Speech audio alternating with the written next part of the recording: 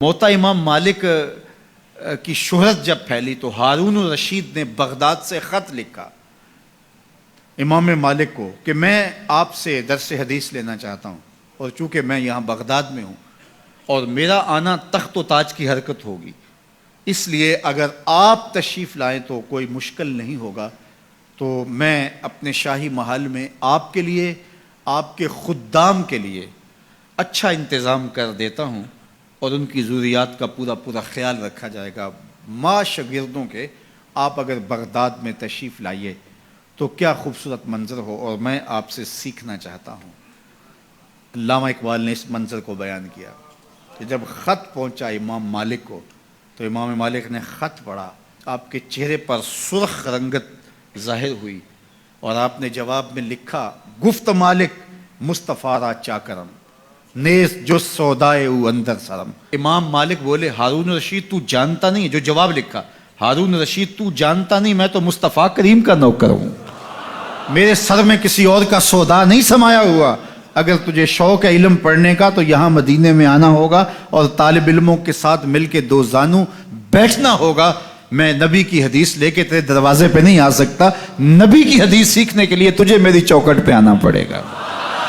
وہ علم بھی تھا، وہ زمانہ بھی تھا۔ اللہ اکبر۔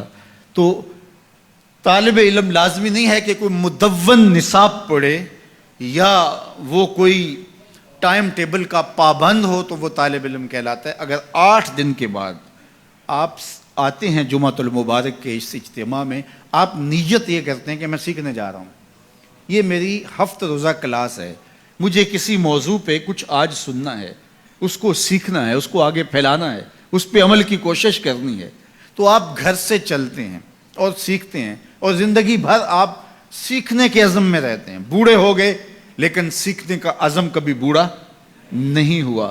تو سنو میرے حضور نے کیا کہا، جو آدمی علم کے طلب میں اپنے سفر کو جاری رکھے ہوئے ہے اور اس نے ابھی تکمیل نہیں کی کہ اس کی موت واقع ہو گئی، فرمایا کل قیامت کے دن نبیوں اور اس کے درمیان صرف 1 درجے کا فرق ہوگا، اتنے اونچے درجے پہ جائے گا کہ صرف 1 درجے کا فرق ہوگا۔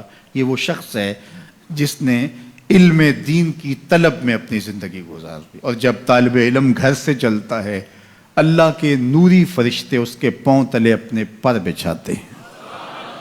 بڑا پروٹوکول ہوتا ہے کہ سرخ قالین بچھے ہوں کسی کے لیے، سربراہ مملکت ہو یا کوئی اور قابل اعتبار ہستی ہو اور کسی عالی مرتبت شخصیت سے ملنے جائے اور وہ اعزاز تکریم کے ساتھ اس کو نوازے، اور سرخ قالین بچھے ہوئے ہوں، اعزاز و تکریم دیا جا رہا ہو، لوگ کہتے ہیں یار انہوں نے تو ریڈ کارپٹ بچھا کر ہمارا استقبال کیا۔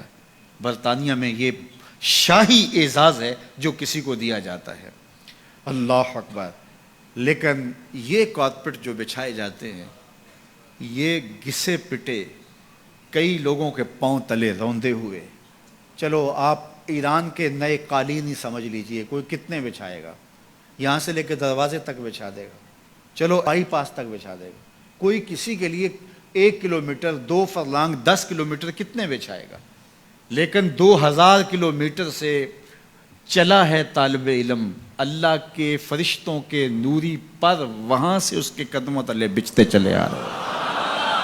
اور یہ قالین کسی دنیا کے کارخانے میں نہیں بنے ہیں، یہ فرشتوں کے تقدس مآب پر ہیں جو طالب علم کے پاؤں تلے بچھتے ہیں۔ وہ اعزاز، وہ تکریم جو ان طالب علم کو دیا گیا ہے وہ کسی اور کو نہیں دیا۔ سب سے بڑی بات یہ ہے کہ اللہ کے محبوب علیہ السلام نے علماء کو اپنا وارث قرار دیا۔ نبیوں کی وراثت درہم و دینار نہیں ہوتا، نبیوں کی وراثت علم ہوتی ہے۔ اس لیے علم طلب کرنے کی ہم ترغیب دی گئی، اور اس کے لیے ہمیں جتنی بھی محنت کرنا پڑے ہمیں اس کی ترغیب ہے، حتیٰ کہ ہمیں سنگلاخ پہاڑوں کا سفر کرنا پڑے، ہمیں سمندروں کو عبور کرنا پڑے، ہمیں صحراؤں کے کلیجے چیرنے پڑیں، ہمیں چین پہنچنا پڑے، تو ہم وہاں سے بھی علم کشید کر کے لائیں گے۔